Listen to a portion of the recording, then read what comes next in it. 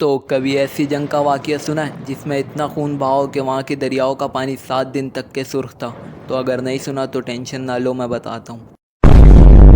تو کیا حال ہے؟ My name is Waqar Khan and you are watching Waqar 2.0۔ تو یار آج ہم بات کریں گے ہسٹری آف پانی پت اینڈ احمد شاہ ابدالی کے بارے میں۔ تو یار میں آپ کو تھوڑا سا فرینک ہو کے بتاؤں گا، رٹا ہوا نہیں سناؤں گا کیونکہ پھر وہ آپ کو یاد نہیں رہے گا، بس ایسی فرینک ہو کے بتا رہا ہوں تاکہ آپ کو یاد رہ جائے۔ تو یہ تو دنیا جانتی ہے کہ ایسی جنگ لڑنے کے لیے مسلمانوں جیسا جگرا چاہیے ہوتا ہے۔ تو آج ہم بات کریں گے اس جنگ کے سربراہ احمد شاہ ابدالی کے بارے میں۔ تو یار پانی پت کے بارے میں بھی بات کریں گے، پر آپ کو سمجھ نہیں آئے گی، اس لیے پہلے میں آپ کو احمد شاہ ابدالی کے ہسٹری کے بارے میں بتاتا ہوں۔ تو یہ کہانی پاکستان سے آزاد ہونے سے بھی 200 سال پہلے کی ہے، مطلب پاکستان 1947 میں آزاد ہوا اور یہ واقعہ 1739 کا ہے، جس وقت پاکستان، انڈیا اور بنگلہ دیش کا وجود بھی نہیں تھا، یہ ایک ہندوستان کے نام سے جانا جاتا تھا۔ تو اس وقت ایران کا ایک مشہور بادشاہ نادر شاہ ایرانی نے افغانستان کے دوسرے بڑے شہر قندھار پر قبضہ کر لیا تھا۔ اس وقت قندھار کی جیلوں میں بہت سارے افغانی قید تھے، جس میں 16 سال کا بچہ احمد شاہ ابدالی بھی تھا۔ لیکن جب نادر شاہ ایرانی احمد شاہ ابدالی سے اس جیل میں ملے تو وہ ان کی ایمانداری اور بہادری سے بہت متاثر ہوئے اور ان کو جیل سے رہا کر دیا اور کہا میں تمہیں اپنی فوج میں خصوصی عہدہ دوں گا۔ تو احمد شاہ ابدالی نے نادر شاہ ایرانی کی اس پیشکش کو قبول کرتے ہوئے اور ایک خصوصی عہدے پر فائز ہو گئے۔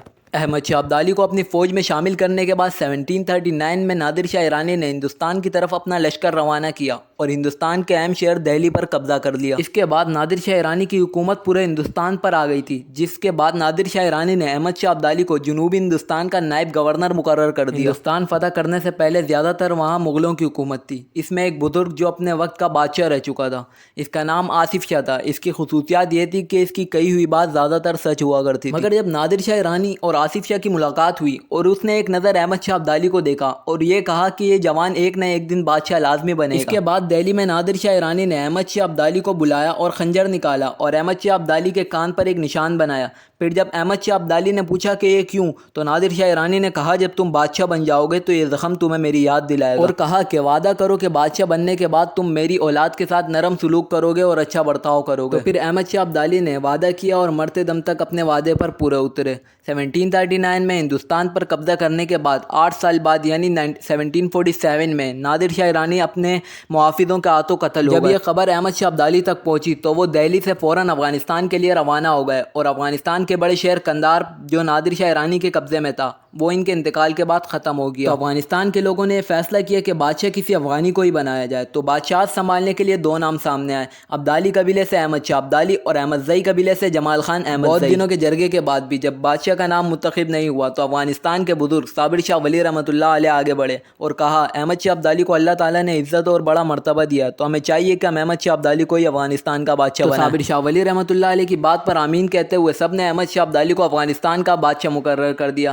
1747 سے لے کر 1761 کے عرصے میں ہندوستان کے سردار اور بادشاہ ٹیکس کی شکل میں احمد شاہ ابدالی کو مال و دولت بھجواتے رہتے تھے۔ پھر 1761 میں ہندوستان میں مراٹھا نام کا قبیلہ اوپر آیا جس نے تقریباً ہندوستان کو اپنے قبضے میں لے لیا اور مسلمانوں پر ظلم و ستم ڈالنا شروع کر دیے، مسجدیں شہید کرنا شروع کر دی اور ان کی بہن بیٹیوں کی عزتیں لوٹنا شروع کر دی۔ جس کے بعد ایک مغل بادشاہ نے احمد شاہ ابدالی کو خط لکھا اور کہا اگر ہم متحد ہو جائے تو ہم ان کا مقابلہ کر سکتے ہیں۔ تو یہ خط جب احمد شاہ ابدالی کو ملا تو وہ فوراً ہندوستان کے لیے روانہ ہو گئے اور راستے میں بہت سارے مسلمان قبیلوں نے بھی شرکت کی اور جنگ کے لیے پانی پت کے میدان میں پہنچے۔ تو یہ وہی جنگ ہے جس کا ذکر میں نے ویڈیو کی شروع میں کیا ہے۔ یہ جنگ احمد شاہ ابدالی اور مراٹھوں کے بیچ ہوئی۔ اس جنگ میں اتنا خون بہا کہ وہاں کے دریاؤں کا رنگ 7 دن تک کے سرخ تھا۔ اس جنگ میں احمد شاہ ابدالی نے مراٹھوں کو صحیح مضبوط شکست دی اور مسلمانوں کو آزاد کروایا۔ اس کے بعد انڈیا والوں نے بھی ایک فلم بنائی پانی پت کے نام سے جس میں احمد شاہ ابدالی کا رول سنجے دت نے کیا۔ تو آپ تو جانتے ہو کہ انڈیا والے اپنی فلموں میں جھوٹ کیسے دکھاتے ہیں، مگر پھر بھی فلم میں بھی احمد شاہ ابدالی پانی پت کی جنگ جیت جاتا ہے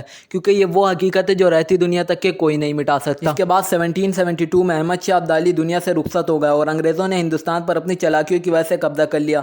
پھر گاندھی نے انڈیا اور قائد اعظم محمد علی جناح نے پاکستان کو آزاد کروایا۔ تو ویڈیو کو یہیں پہ لگاتے ہیں فل اسٹاپ۔ اگر ویڈیو اچھی لگی ہو تو لائک کر دینا اور اپنے رائے اور کامنٹ میں ضرور بتا دینا اور چینل کو سبسکرائب کر دینا۔ ایسی اور ویڈیو کے لیے میں پہلے بھی کافی ویڈیو ڈال چکا ہوں، آپ چیک کر سکتے ہو یار۔ تو اللہ حافظ۔